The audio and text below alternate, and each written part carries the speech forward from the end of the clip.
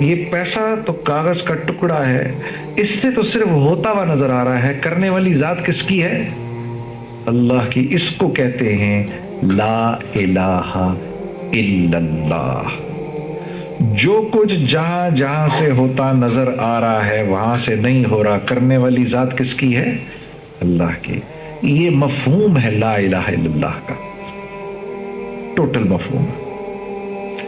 جو کچھ جہاں جہاں سے ہوتا ہوا نظر آ رہا ہے وہاں سے نہیں ہو رہا، اس کی کوئی حیثیت ہی نہیں ہے، کوئی حقیقت ہی نہیں ہے۔ 7 آسمان کے فرشتے اور ایٹم بم اور ہائیڈروجن بم اور یہ آتش فشاں اور یہ پہاڑ اور یہ سورج چاند ستارے، یہ اپنے اندر اتنی حیثیت بھی نہیں رکھتے جتنی ایک ریت کا ذرہ رکھتا ہے۔ ان کی اتنی حیثیت بھی نہیں ہے، کرنے والی ذات اللہ کی ہے۔ تو پھر میں کیوں اللہ کے حکم کو توڑوں؟ یہی وجہ تھی کہ جب جبرائیل نے آ کے ابراہیم علیہ السلام سے کہا کہ یہ نمرود تو آپ کو آگ میں پھینکنے والا ہے، تو آپ کہیں تو بچا لیں آپ کو، تو پوچھا کہ مجھے تم اللہ کے حکم سے آئے ہو یا اجازت لے کر آئے؟ کہا جی حکم سے نہیں آئے، اجازت لے کر آئے۔ تو کہا نہیں، پھر تمہاری ضرورت نہیں ہے، پھر تو تم بھی نہیں بچا سکتے، پھر تو تم بھی بے حیثیت ہو نا، تمہاری کیا حیثیت ہے؟ تمہاری بھی کوئی حیثیت نہیں ہے۔ اگر اس نے بھیجا ہے تو اپنی پوری طاقت کے ساتھ بھیجا ہوگا، ورنہ تم بے حیثیت ہو، وہ تمہاری حیثیت 1 سیکنڈ میں ایسے سلب کر لے گا، تم بیکار ہو جاؤ گے۔ حسبنا اللہ ونعم الوکیل ونعم المولا ونعم النصیر، یہ ان کے الفاظ تھے۔ یہ کہا کہ جب اس نے ان کو منجنیق سے پھینکا تو چلے گئے ہوا کے اندر، انہوں نے کہا لوگوں کو کرنے سے۔ تو جو ایسا اپنے اندر ایمان رکھتا ہے، جس کی یہ سوچ ہوتی ہے کہ کریں گے تو اللہ کریں گے، پھر اللہ اس کی مدد ایسے کرتے ہیں جیسے ابراہیم علیہ السلام کی کہ براہ راست حکم دیا آگ کو، یا نار، اے آگ کونی بردم والسلام علی ابراہیم۔ تو روایت میں آتا ہے کہ ساری دنیا کی جو آگیں تھیں وہ دبک گئیں ایک دم سے کہ یہ شاید حکم ہمیں نہ آیا ہو، اور ساری کی ساری ایسی بجھی وہ آگ کہ جس کے اوپر سے پرندہ بھی نہیں جا سکتا تھا، وہ آگ اتنی ٹھنڈی ہو گئی کہ ابراہیم علیہ السلام کو سردی لگی ایک دم سے، تو فرمایا سلامتی والی، تو پھر تھوڑی گرم ہو گئی، اور شولوں نے یوں اوپر ایسے آسمان پہ سے ان کو وہیں سے پکڑا، یوں گھما گھمو کے نیچے لے کر آئے، جو یہ رسیاں لگی تھیں ان کو تو جلا لیا، ایک بال بھی یہاں سے نہیں جلا۔ اللہ نے جبرائیل کو بھیجا، اس نے پر مار کے وہیں پر آبشار اور وہیں پر پانی اور وہیں پر باغ اور تخت۔ اللہ رب العزت یہ بتانا چاہ رہے ہیں جو میرا بن کے چلے گا میں اس کی چیزوں کے بغیر مدد کروں گا، براہ راست مدد کروں گا جو میرا بن کے چلے گا۔ اور یہ امتحان کب تک ہے؟ موت تک، موت تک، موت تک اللہ کے ہر غیر کی نفی کرنی ہے، نہیں ان سے نہیں ہوگا، یہ نہیں، اس سے کچھ نہیں ہوگا، کریں گے تو اللہ کریں گے، میں اپنے اعمال پورے رکھوں گا، اس سے نہیں ہوگا، یہ 100 تلواریں اس میں اللہ مجھے نکال کے لے جائے گا، یہ نہیں کر سکتی، یہ تب ماریں گی جب اللہ کا حکم ہوگا، ورنہ یہ نہیں کچھ کر سکتی۔ تو جو ہمارے کلمے کے دو حصے ہیں نا، لا الہ الا اللہ اور دوسرا ہے محمد رسول اللہ، کہ اس بات کا مجھے یقین ہو جائے کہ اگر میں رسول اللہ صلی اللہ علیہ وسلم کی زندگی پر چلوں گا تو ہر صورت میں اللہ نے مجھے دنیا میں کامیاب کرنا ہے، اور اگر میں آپ کے غیروں کی زندگی پہ چلوں گا ہر صورت میں نے ناکام ہونا ہے۔ یہ مفہوم ہے لا الہ الا اللہ محمد الرسول اللہ کا۔ اس کو اس لیے اس پہ ابو جہل نہیں آتا تھا، وہ کہتا تھا نہیں، یہ ایک اللہ کو نہیں مان سکتا میں، اور مجھے محمد مصطفیٰ کے طریقوں پہ چلنا پڑے گا، یہ میں نہیں کر سکتا۔ وہ ہم سے زیادہ کلمے کے مفہوم کو جانتا تھا، ہم تو کلمہ پڑھ کے بھی مفہوم سے ناواقف ہیں کہ اس کا بیسیکلی مطلب کیا ہے، بھائی لا الہ الا اللہ محمد رسول اللہ کا مطلب کیا ہے؟ نہیں کوئی معبود سوائے اللہ کے، اور محمد صلی اللہ علیہ وسلم اللہ کے رسول ہے، یہ تو ترجمہ ہے، مفہوم کیا ہے اس کا؟ یہ کلمہ میرے سے ڈیمانڈ کیا کر رہا ہے؟ میں نے پڑھ تو لیا، یہ میرے سے کیا چیز مانگ رہا ہے؟ یہ میرے سے کیا چیز ایکسپیکٹ کر رہا ہے؟ یہ ڈاکٹر ہیں، یہ کہتے ہی آپ اور میں سمجھ جائیں گے کہ ان کی زندگی کے اندر کون کون سی محنتیں ہوئی ہوئی ہیں. یہ کسی میڈیکل کالج گئے ہوں گے, وہاں پر جا کے یہ ٹیچرز سے پڑھے ہوں گے, یہ وہاں پر جا کر انہوں نے لیبز اٹینڈ کی ہوں گی, انہوں نے پیشنٹس دیکھے ہوں گے, انہوں نے کسی کتابیں پڑھی ہوں گی. یہ بھی کچھ عرصے کے بعد اگر ذرا سا کورس اور آگے کر لیں سرجنز بن جائیں گے صرف یہ کہنے سے کہ یہ ایک ڈاکٹر ہے. تو جب میں یہ کہتا ہوں لا الہ الا اللہ, لا الہ الا اللہ محمد رسول اللہ, تو صحابہ فرماتے تھے کہ جب رسول اللہ صلی اللہ علیہ وسلم پر یہ آیت اتری جس میں اللہ نے آپ سے فرمایا کہ آپ کافۃ للناس, جب آپ کو کہا گیا تو ہم کو اس بات کا یقین ہو گیا کہ یہ آیت ہم پہ اتری ہے, رسول اللہ پہ نہیں اتری, یہ ہم پہ اتری, یہ اللہ ہمیں مخاطب کر رہا ہے. ہم نے آپ کو ساری انسانیت کے لیے ہدایت بنایا ہے. تو صحابہ سمجھ گئے کہ رسول اللہ دنیا سے چلی بھی گئے تو آپ کے کام کی ذمہ داری اب ہمارے اوپر آ کے پڑ گئی ہے. اس آفس میں کام کرنے والا اگر اس کو اپنی ذمہ داری کی سمجھ میں آ گئی تو سارا کا سارا دفتر اس کی عزت کرے گا. ایسے ہی ہے نا. اور بینک کا مالک اس کو کس نظر سے دیکھے گا؟ یار یہ ہے, ابھی چاہے کسی پوزیشن میں بھی ہے, جو فکر اس کے دل میں ہے وہ فکر تو اس برانچ مینیجر کی فکر اندر کے اس میں نہیں ہے. اس کو تھوڑی سی محنت اور کرنے دو, اس کو لے جا کے میں یہیں بٹھاؤں گا. کس بنیاد پر؟ کس بنیاد پر؟ اس کی فکر کی بنیاد پر. کام ابھی اتنا اچھا نہیں آتا اس کو, لیکن یہ اس فکر میں گھلے جا رہا ہے کہ کیسے پورا کا پورا پاکستان جو ہے وہ اسلامک بینکنگ میں آ جائے. اس فکر نے وکاس کو پاگل کیا ہے. اس کو سمجھ میں نہیں آ رہا کہ میں کس طرح سے پورے کے پورے ملک میں یہ جو لوگ کنونشنل بینکنگ کر رہے ہیں میں کس طرح سے ان کو اس سے نکلواؤں. یہ فکر جو ہے نا, یہ فکر یہ سب سے بڑا ایسٹ ہے اس کا. کام ابھی وہ کیسے نکالے گا یہ تو ابھی یہ فگر آؤٹ ہی نہیں کر سکا.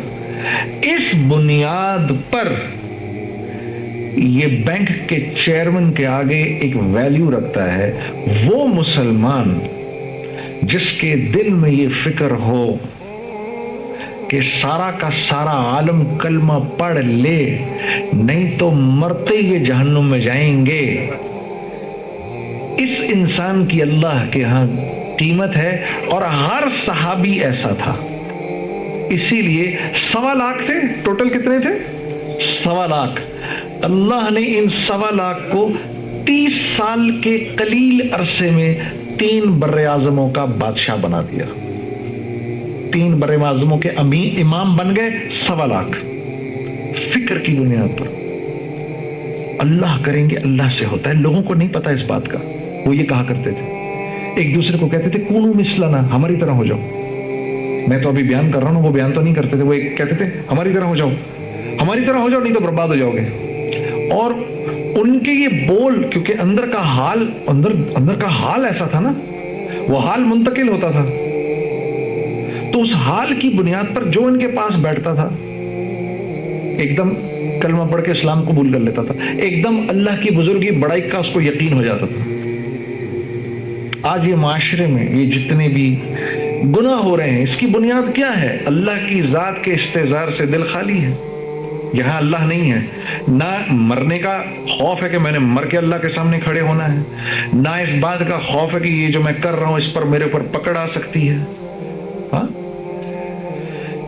اب آپ کو سمجھ میں آیا کتنا ضروری ہے کہ دل میں کلمے کا استحضار ہو. کیونکہ جیسے کلمہ نکلے گا, کلمے کا استحضار نکلے گا, یقین میں کمزوری آئے گی, ہر گناہ وہ گناہ کرنے کو تیار ہو جائے گا جس گناہ کے کرنے سے معاشرے میں آگ لگتی ہے. ہر وہ گناہ کرنے کو تیار ہو جائے گا. اور جیسے ہی اس بات کا احساس ہوگا کہ یار اللہ دیکھ رہا ہے, یہ انسان اتنا نرم اور یہ انسان اتنا شفیق بن جائے گا کہ لوگ خود بخود اس سے جڑنا شروع ہو جائیں گے. اس لیے ہے یہ دعوت کی محنت اتنی ضروری کہ یہ اگر نہ ہوئی تو یقین میں بگاڑ آئے گا. وہ یقین کا بگاڑ بندے کو بھی برباد کر دے گا, اور جس انسان سے اس کا تعلق ہے اس کو بھی برباد کر دے گا. چیزوں سے ہوتا ہے. سب سے بڑا حادثہ ہے کائنات کا. قوم عاد کس وجہ سے برباد ہوئی تھی؟ یہی وجہ تھی، ہماری طاقت. ہود علیہ السلام نے ان سے کہا تمہاری طاقت کچھ نہیں ہے، تم ان جانب اللہ ہے. انہوں نے بولا اللہ کہاں سے آ گیا بیچ میں؟ ہماری برادری، ہماری طاقت.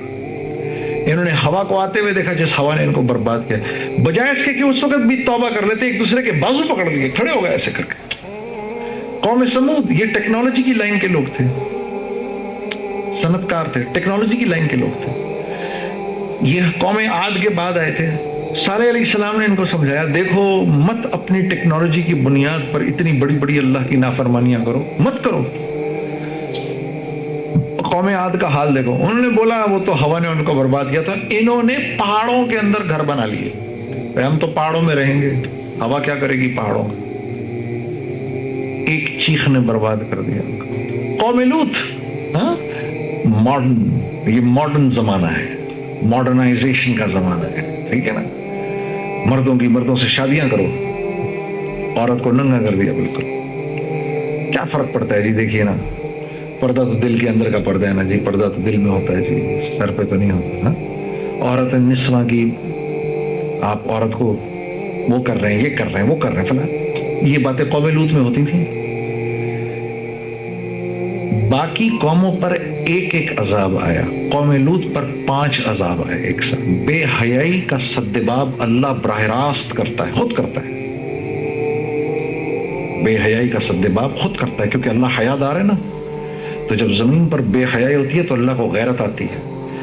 اور جب زمین پر بے حیائی ہوتی ہے، یہ وہ گناہ ہے، بے حیائی کا گناہ وہ گناہ ہے کہ جب زمین پر بے حیائی ہوتی ہے تو فرشتے بھی ڈر کے مارے اوپر چلے جاتے ہیں کہ ابھی گرا اللہ کا عذاب.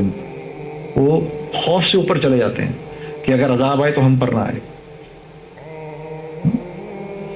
قوم سبا، کاشتکاری کی لائن کے لوگ، بزنس مین پیپل، اپنے بزنس پر یقین، اللہ کی کھلم کھلا نافرمانی، برباد کر دیے گئے. ہمارے ساتھ ایسا کیوں نہیں ہو رہا؟ وہ تو ایک گناہ میں مبتلا ہوتے تھے، پوری قوم ختم کر دیتے تھے اللہ. صالح علیہ السلام کی قوم نے جب اونٹ کی ٹانگیں کاٹی ہیں اور وہ اونٹ گری ہے ان کی اونٹنی، تو جو اونٹنی کا بچہ تھا نا اپنی ماں کے ساتھ، وہ بھاگا اور بھاگ کے پہاڑ پہ چڑھ گیا، اور پہاڑ پہ چڑھ کے اس نے 3 چیخیں ماری. صالح علیہ السلام نے سن لی، صالح علیہ السلام نیچے آ گئے. انہوں نے کہا کیا ہوا؟ تو دیکھا وہ اونٹنی مری پڑی ہے. آپ نے کہا تمہارے پاس 3 دن ہیں صرف توبہ کے، 3 دن ہیں، ان 3 دنوں میں توبہ کر لو. یہ ایسے ہی ہے کہ جیسے اعلان ہو اے امت محمدیہ، 3 دن ہیں تمہارے پاس، 3 دن کے اندر مجھے ایک بے نمازی نظر نہ آئے، مجھے ایک ظالم نظر نہ آئے، مجھے ایک جھوٹا نظر نہ آئے، مجھے ایک 2 نمبر کاروباری نظر نہ آئے، مجھے ایک ماں باپ کا نافرمان نظر نہ آئے، مجھے ایک بے حیا عورت جس نام شہرت کا تصور بھی نہیں کر سکتا، وہ سب کا سب میرے پاس موجود ہے، لیکن میں اندر سے خالی ہوں. لوگ اس بات کو نہیں جانتے. لوگ سمجھتے ہیں کہ میں بہت خوش ہوں، لیکن میں اندر سے بہت پریشان ہوں، بہت اضطراب ہے، اور اس کی وجہ مجھے سمجھ نہیں آتی. فرمانے لگے تیرا مسئلہ یہ ہے کہ تجھے چوٹ لگی ہے سیدھے گھٹنے پر اور تو مرہم لگا رہا ہے الٹے گھٹنے پر.